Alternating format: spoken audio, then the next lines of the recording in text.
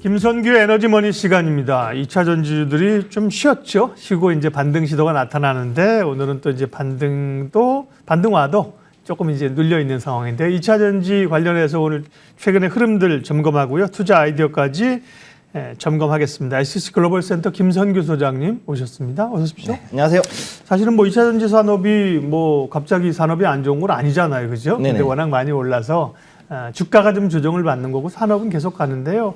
최근의 경향 가운데 하나가 이제 LFP 배터리입니다. 과거는 중국이 만드는 저가의 배터리를 생각했는데 LFP가 주목받는 이유 그리고 이런 것이 추세로 이어질는지 궁금합니다. 지금 중요한 거는 우선 이 LFP 배터리가 네. 지금 그 기존에는 오로지 순수하게 인산철로만 갔던 게 네. 지금의 LFP는 이제 조금 더 기술이 개발이 됐다라는 거죠. 그리고 중요한 게 이제 LFP의 장점을 우선 얘기하자면은 네. 우선 가격이 싸다는 거 저렴하고 그다음 두 번째 이게 화재가 잘 안 납니다. 그래서 네. 안전성이 상당히 우수한 편이고 그 대신에 이제 조금 단점은 저온에서 성능이 취약해가지고 이 저온에서는 주행거리가 많이 줄어들죠. 예를 들면 겨울이나 이런 때 그죠? 네, 그렇습니다. 좀 떨어지겠군요. 예, 그래서 그런 부분 때문에 이제 조금 많이 안 썼는데 이제 최근에 SK온이라든가 이런 그 후발 업체들이 이제 그 LFP 배터리를 주로 이제 가게 됐어요, 특히. 네. 그래서 삼성 SDI나 LG 에너지 솔루션은 여전히 이제 그 3원계로 가고 있는 반면에 후발이었던 이 SK 이노베이션, 특히 SK온 같은 경우는 이번에 그 LFP 배터리를 좀 더 주력을 해가지고 실제로 이번에 2023 배터리 이번에 배터리 박람회에서도 네. 역시 좀 이거를 내놨었죠. 그래서 이번에 보시면은 그 CATL이 블렌딩이라 그래서 이제 특히 LFP하고 그 다음에 여기에 3원계를 섞었어요. 그래서 이거를 가지고서 블렌딩을 해서 LFP의 약점이었던 그 에너지 밀도가 낮은 그 부분을 상당히 좀 극복을 해낸 그런 상황이 있다고 보시면 되겠습니다. 블렌딩이란 섞는 거죠. 뭐 이제 알코올도 블렌딩하고 커피도 블렌딩하고 그러는데 2차 전지도 블렌딩을 하니까 어쨌든 기술 개발이 이제 여러 분야에서 그죠 함께 일어나고 있는 겁니다. LFP 하면 중국 업체들이 주력하는 걸로 알고 있는데요. 근데 이제 국내 업체들도 이쪽에 지금 뛰어드는 모양새가 지금 나타나고 있는데요. 그래서 뭐 다 지금 3원계를 대체하는 건 않겠죠. 그다음에 기술력으로만 보면 국내 업체들이 뭐 못할 건 없는 거죠. 네, 지금 현재 봤을 때 기술력으로는 사실은 큰 문제는 없습니다. 네. 사실은. 왜냐하면 이 LFP라는 게 언제부터 나왔냐면 사실 90년대 말부터 나왔거든요. 1990년대 말부터 나와가지고 이후로 이제 조금 이제 좀 진행이 되다가 실제로 이제 어느 정도 이제 보통 우리가 쓰는 게 우리 캠핑카라든가 이런 RV로 나오는 것들 있지 않습니까? 네. 그런 데 쓰이는 것이 이제 리튬 인산철로 되어 있는 그런 파워뱅크 같은 것들에 이미 쓰고 있었거든요. 그러니까 이게 사실 그렇게 어려운 건 아니기 때문에 이거를 이제 뭐 따라잡는 것 자체는 어렵진 않습니다. 단 이제 여기에 봤을 때 이 중요한 거는 얼마나 우리가 여기에 대해 가지고서는 전환을 하느냐. 쉽게 얘기해서 이거는 그 3원계하고 LFP는 생산 방식 자체가 공정이 다르거든요. 그러니까 추가로 여기에 대해 가지고서는 이 투자를 해야 되다 보니까 이 비용 문제가 좀 발생을 하고 첫째. 그다음 이 두 번째가 그러면 이렇게 했을 때 중국에서 이렇게 대량으로 저가 원가를 낮춰가지고 생산하는 이런 거에 대해서 어떻게 경쟁력을 가지느냐가 가장 큰 핵심이 되겠습니다. 네.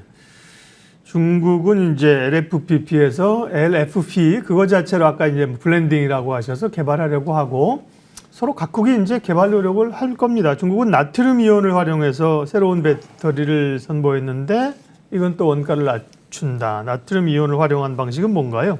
그러니까 요거는 이제 보통 우리 화학 보면 주기율표라는 게 있지 않습니까? 네. 지금 현재 그 수소 밑에 이제 그 다음에 리튬이거든요. 그래서 원래 리튬 이온 배터리를 쓰는 가장 큰 이유가 뭐냐면은 리튬이 전자를 쉽게 잃고 또 쉽게 또 가지는 이런 속성이 있기 때문에 그만큼 이제 충방전이 굉장히 잘 되기 때문에 쓴 건데 얘가 지금 너무 비싸다 보니까 그래서 이제 나트륨을 그 바로 밑에 있는 게 누구냐면은 나트륨이에요. 소디움이라 부르는 건데 얘가 이제 그 다음으로 쓰는 거죠. 그래서 CATL이 이미 여기에 대해서 뭐 한 2년 전부터 해서 기린이죠. 기린 나트륨 이온 배터리를 공개를 했습니다. 그래서 여기 자료가 CATL의 홈페이지에는 이미 나와 있는 상태고요. 그래서 이거를 가지고 중국의 체리라는 체리 자동차 그쪽에다가 나트륨 이온 배터리를 탑재를 결정을 했습니다. 그래서 상온에서 15분 만에 지금 80% 정도 충전이 그렇게 급속 충전이 일단 가능하고 또 그렇게 하더라도 화재가 잘 나지 않는, 즉 그만큼 더 안정적이죠. 그리고 영하 20도가 되더라도 이 LFP에 비해서 거의 90% 정도의 성능을 발휘한다는 점이 참 장점인데, 문제는 안정적인 만큼 이제 에너지 밀도가 작다 보니까 예. 일반적인 LFP보다도 좀 더 부피가 커진다라는 게 그게 좀 단점이 되죠. 그래서 이런 걸로 봤을 때는 이제 이 나트륨 이온 배터리가 들어가는 건 아무래도 중국향으로 만들어진 그런 배터리라고 보시면 되겠습니다. 나트륨 배터리, 나트륨 이온 배터리도 이전에 그 배터리의 종류를 하면서 김선규 소장님이 다 말씀해 주셨던 걸로 저도 기억을 하고 있는데요. 네네. 그러면 지금 들어보면 나트륨 배터리가 장점도 있지만 뭐 우리 삼원계를 누르거나 전 세계 글로벌 시장에 뭐 스탠다드가 되기는 좀 어려워 보이네요. 제가 볼 때는 나트륨 이온 배터리는 일단은 제가 봤을 때 나름대로 장점이 가격하고 충전 속도, 그다음에 저온 성능 우수한 거, 이 세 가지가 일단 인산철에 비해서는 우수한 거죠, 확실히 그런 부분은. 그 대신에 낮은 에너지 밀도로 인해 가지고 이게 쉽지가 않기 때문에, 그러면은 결국은 LFP의 블렌딩 기술 하듯이 이제는 나트륨 이온 배터리도 역시 삼원계를 좀 섞는 블렌딩을 하든가, 그렇지 않으면은 이거는 아예 그냥 자동차가 아니라, 즉 전기차가 아니라 ESS로 해가지고서 실제로 외부의 다른 에너지 저장소로 했을 때는 오히려 이게 더 저가로 해가지고서 큰 경쟁력을 가지는 그런 배터리라고 보시면 되겠습니다. 네. 우리는 이제 삼원계 배터리고요. 기술력이 좋은데 다만 최근에 테슬라도 그렇고 이제 단가이나 가격을 낮추려는 움직임이 높잖아요. 네. 그래서 아까 말씀하신 LFP도 그런데 LFP로 다 전환을 할 수 없고 삼원계가 주력인 국내 업체들은 이런 가격이나 추세라든지 혹은 이제 원자재 가격 상승에 대해서 어떻게 대응하고 있나요? 일단 지금 현재 모든 전기차 업체들, 완성차 업체들의 소망은 뭐냐면은 배터리, 특히 K 배터리의 가격이 인합니다. 네. 일단 무조건 하고.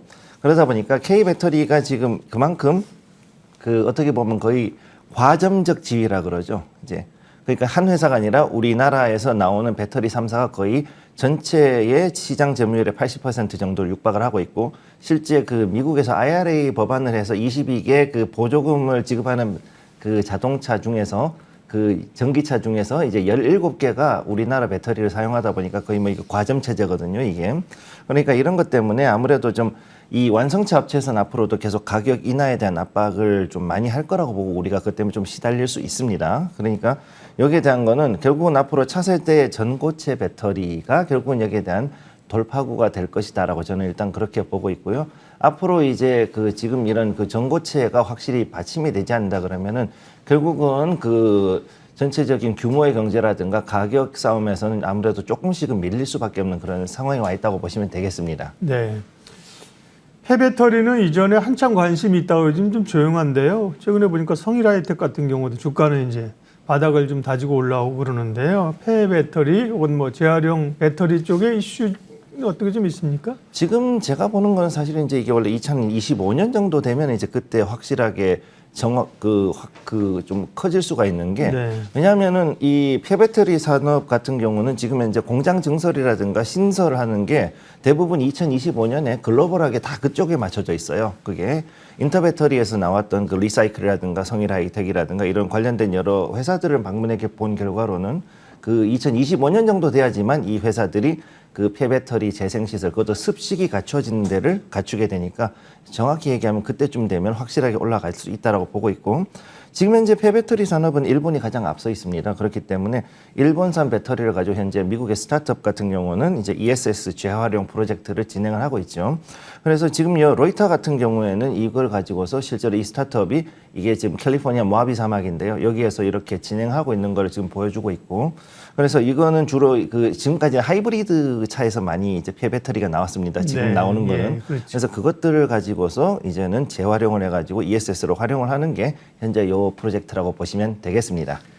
아까 뭐 나트륨 이온 얘기도 하셨고요. 결국 이제 전고체가 차세대 2차 전지로서는 가장 주목받고 있는 현존 지금 상황에서, 그런데요. 전고체 하면 이전에도 몇 차례 말씀하셨지만 일본 업체, 그다음에 국내 뭐 삼성이나 이런 쪽인데 대만이 프랑스에 초대형 전고체 배터리 공장을 설립한다. 전고체 얘기하면서 대만 얘기는 별로 안 했던 것 같은데. 지금 이제 그 대만의 프롤로지움이라 네. 그래서 되게 유명한 업체가 있죠. 근데 여기는 그 주로 산화물 계열의 그 전고체를 많이 하더라고요. 제가 네. 그 홈페이지하고 봤더니. 그래서 산화물 위주로 돼 있는데 우리는 지금 이제 염화물 기준으로 해가지고 가고 있고 그래서 좀 차이가 있습니다.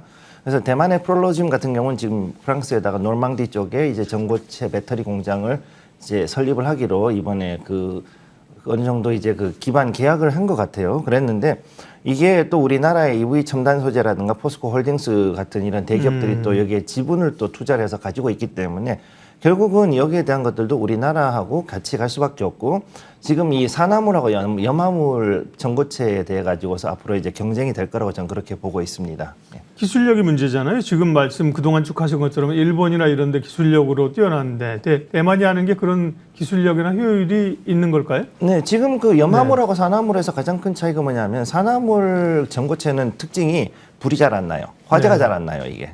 그렇기 때문에 인터배터리에서 나왔던 그 매그나텍 같은 이런 그 지금 상장은 안 했지만 이런 업체들 같은 경우에 얘기하는 게 뭐냐면은 산화물의 특징이 뭐냐면은 불이 안 나서 안정성이 높다는 겁니다. 그렇기 때문에 이게 약간의 효율이 좀 떨어지더라도 이걸 써야 될 부분, 즉 군용이라든가 아니면 발전소 같은데 이런 데 들어간 ESS는 충분히 산화물에 대한 경쟁력이 있다고 보고 그렇기 때문에 지금 그 촘촘하게 이런 그 전기차 충전소를 갖추고 있는 중국 같은 데서는 프롤로지움이 충분히 경쟁력이 있다고 보셔야 되는 거죠. 네. 오늘 말씀하신 걸 정리해서 투자 아이디어를 좀 뽑아보겠습니다. 2차 전지는 말씀드린 것처럼 모두의 산업 자체가 지금 누그러든 게 아니라 엄청 성장세이고요. 정책도 나오는데 다만 주가가 많이 오른 거에 대한 조정을 받고 있잖아요. 네. 오늘 말씀하신 그런 최근의 트렌드를 봤을 때 2차 전지에 대한 투자 아이디어는요? 일단 중요한 거는 지금 그 조정을 받고 있는데 반등이 좀 들어왔지만 이게 기술적 반등이기 때문에 추가 매수를 하거나 추격 매수하시는 것은 저는 좀 위험하다고 보고 있고 아직은 예. 그래서 일단 지금은 오히려 전고체에 관련된 관심 그쪽을 좀 더 관심을 두고 보시고 단 주가가 갑자기 과열하는 경우가 있습니다. 제가 일단 말씀드렸던 게 4월 이후에 이제 좀 보는 게 낫지 않을까라고 얘기를 드렸었는데 갑작스럽게 이렇게 과열됐었잖아요. 지금 네. 주가가. 그러니까 만약 주가가 과열됐다 그러면은 그때 어느 정도 충분히 익절하는 걸로 해서 매도를 하시는 게 필요하고 지금부터는 2차 전지에서 이제 대형주 위주로 해서 저점을 잡아가는 과정이 있기 때문에 저점을 잡고 나서 거기에 대한 분할 매수로 들어가는 게 오히려 더 좋을 거라고 보고 있습니다. 그러니까 2차 전지의 대형 셀 회사, 예. 네, 삼성 SDI나 LG 엔솔이나 그렇죠. 네. 주로 이제 그 둘로 보는데 저는 개인적으로 SK온도 지금 나쁘지 않다고 보고 있습니다. 그렇죠. SK온은 이제 SK 이노베이션이죠. 네.